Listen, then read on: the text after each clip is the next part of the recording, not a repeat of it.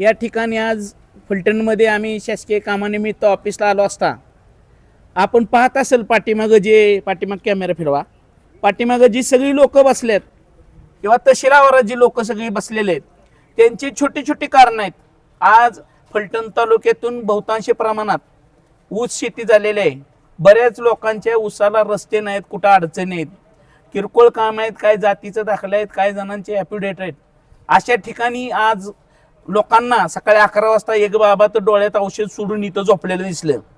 मग शासकीय अधिकाऱ्यांनी ऑफिसमध्ये थांबून ह्या लोकांची कामं करायची का गावागावात जाऊन तिथले वायरमेन, आशा सेविका, अंगणवाडी सेविकांना बोलवून तिथं गैरसोय निर्माण करायची?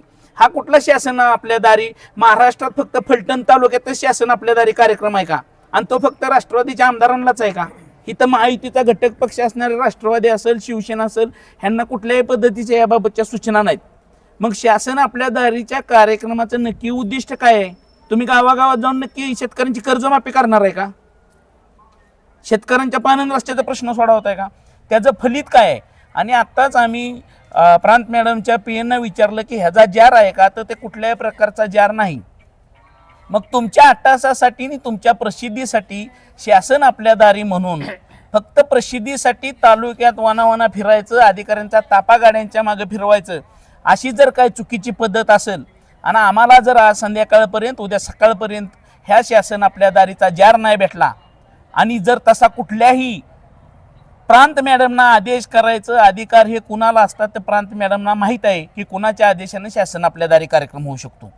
जर अशा पद्धतीनं चुकीच्या पद्धतीनं आपण शासन राबवणार असाल आणि लोकांच्या गैरसोयी करणार असेल तर उद्या शिवसेना स्टाईलनं आंदोलन केले जाईल. जर अधिकारी या ऑफिसमध्ये उद्या 11 वाजता हजर नसणाऱ्या लोकांचे 11 ते 2 कार्यक्रम कामं जर झाली नाहीत, मागल्या 8 दिवसाप्रमाणे जर आपण कुठेही फिरत बसला, कुठल्याही कलेक्टर साहेबांचा किंवा महाराष्ट्र शासनाच्या सचिवाचा कोणाचा जार आदेश नसताना जर आपण फिरत बसला तर उद्या सकाळी प्रांत कार्यालय आणि तहसील कार्यालयाला टाळे ठोकले जातील. याला सर्वस्वी जबाबदार ही फलटणच्या तालुक्यातील प्रशासन असेल, जे चुकीच्या पद्धतीनं तालुक्यात फिरत आहे आणि इथल्या लोकांना जे तारीख दिलेल्या आहे, आज समजा जमिनीची तारीख असेल, त्यांना तारखा पोस्टपोन झाले, त्यांच्या ऊसाचा प्रश्न मार्गी लागत नाहीत. ह्या महिला बिचाऱ्या इथं काही कामानिमित्त आलेल्या आहेत, त्यांच्या अडचणी इथं उपलब्ध होत्यात. लोक इथं सकाळी 11 वाजता ग्रामीण भागातून येते, ती 6 वाजेपर्यंत थांबायचं. मग काय रात्री 6 ते 10चं का टायमिंग केलंय का कार्यालयाचं? अशा पद्धतीनं चुकीच्या पद्धतीनं प्रशासनानं वागू नये व प्रशासकीय अधिकाऱ्यांनी कुणाच्याही दबावाखाली न येता कुठल्याही नको त्या कार्यक्रमाला जाहिरातबाजीसाठी कुठेही फिरू नये अशी आमची त्यांना नम्र विनंती आहे. पण जर उद्या आपण ह्या पद्धतीनं अशाच पद्धतीनं वागत असाल तर उद्या याच्यापेक्षा मोठं आंदोलन केलं जाईल आणि दोन्ही कार्यालयात टाळे ठोकले जातील असं मी जाहीर करतो. जय हिंद, जय महाराष्ट्र.